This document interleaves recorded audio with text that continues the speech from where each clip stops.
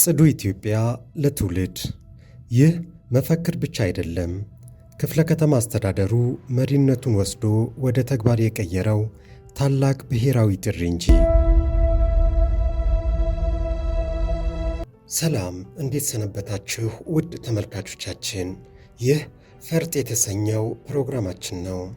የቂርቆስ ክፍለ ከተማ አስተዳደር ጽዱ ኢትዮጵያ ለትውልድ በሚል የ3 ወር የንቅናቄ ሥራ ጀምረዋል። በዚህ ንቅናቄ የፕላስቲክ ብክለት፣ የአደገኛ ቆሻሻና የድምፅ ብክለት የሚያደርሱት ከፍተኛ የሆነ ጉዳት በተመለከተ ሰፊ የሆነ ግንዛቤ የመፍጠር ሥራ ጀምረዋል። ዛሬ የምናስቃኛችሁ ክፍለ ከተማው አካባቢን ከፈታኙ የፕላስቲክ ብክለት ለመታደግ ያከናወናቸው ውጤታማ ተግባራትና የመጣው ለውጥ የተመለከተ መሰናዶ ነው። አብራችሁን ቆዩ። ለውጥ የሚጀምረው ከቤት እንደመሆኑ በየወረዳው አልፎም እስከ መጨረሻው የንዑስ መዋቅር ብሎክ ድረስ በመውረድ የፕላስቲክ ምርቶች በአፈር በጤናና በአጠቃላይ በአካባቢያችን ላይ የሚያስከትሉትን ዘላቂ ጉዳት ለነዋሪዎች በስፋት የማስገንዘብ ሥራ ተሰርተዋል። የዚህን ጉዳቱ ዘመን ተሻጋሪ የሆነው የፕላስቲክ ብክለትን ለመከላከል አማራጭ ማቅረብ ቀዳሚ ተግባር ነው። ህብረተሰቡ ፕላስቲክን የሚተኩ በአፈር ውስጥ በቀላሉ የሚሟሙና ለአካባቢ ተስማሚ የሆኑ ተኪ ምርቶችን እንዲጠቀም በተደጋጋሚ ግንዛቤ የማስጨበጥ ሥራ ተከናውነዋል። ይህ ግንዛቤ የመፍጠር ሥራ ቀደም ሲል የፕላስቲክ ምርት ሲያመርቱ የነበሩ ተቋማት ላይም ተከናውነዋል። ከስምምነት ተደርሶም ከጨርቅ በቀላሉ ከአፈር ጋር ከሚዋሃዱ ቁሶችና ከወረቀት የተሰሩ ለአካባቢ ተስማሚ የሆኑ ተኪ ምርቶች ወደ ማምረት እንዲሸጋገሩ ተደርገዋል። ይህንንም ተከትሎ አብዛኞቹ የማምረቻ ድርጅቶች ወደ ሥራ ገብተው ምርቶችን በስፋት ወደ ገበያ እንዲገባ ከፍተኛ አስተዋጽኦ እያበረከቱ ይገኛሉ።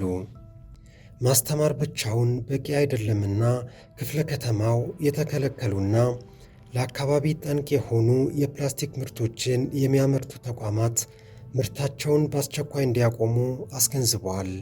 ይህንን ጥሪ ወደ ጎን በመተው በድብቅና በሕገወጥ መንገድ ለማምረት በሞከሩት ተቋማት ላይም ጥብቅ ሕጋዊና አስተዳደራዊ እርምጃዎችን ወስደዋል። የንቅናቄው ሌላ ስኬት በንግድ ተቋማት ላይ የታየው ለውጥ ነው። በክፍለ ከተማዋ በሚገኙ የንግድ ተቋማት ላይ የተከለከሉ የፕላስቲክ ውጤቶችን እንዳይሸጡና በምትካቸው ተኪ ምርቶችን ለተጠቃሚው እንዲያቀርቡ የተደረገው የጋራ ግንዛቤ ውጤት ማሳየት ጀምረዋል። በዚህም በክፍለ ከተማዋ የሚገኙ ትልልቅ ሱፐርማርኬቶች፣ የገበያ ማዕከላትና ትናንሽ ሱቆች የተከለከሉ የፕላስቲክ ከረጢቶችን ከመሸጥ ተቆጥበው ተኪ ምርትን ለህብረተሰቡ በማቅረብ እና የፕላስቲክ ምርቶችን ባለመያዝ አካባቢን ከብክለት የመከላከል ኃላፊነታቸውን በመወጣት ላይ ይገኛሉ። የአካባቢ ጥበቃ የሁላችንም የዕለት ተዕለት ተግባር መሆን አለበት።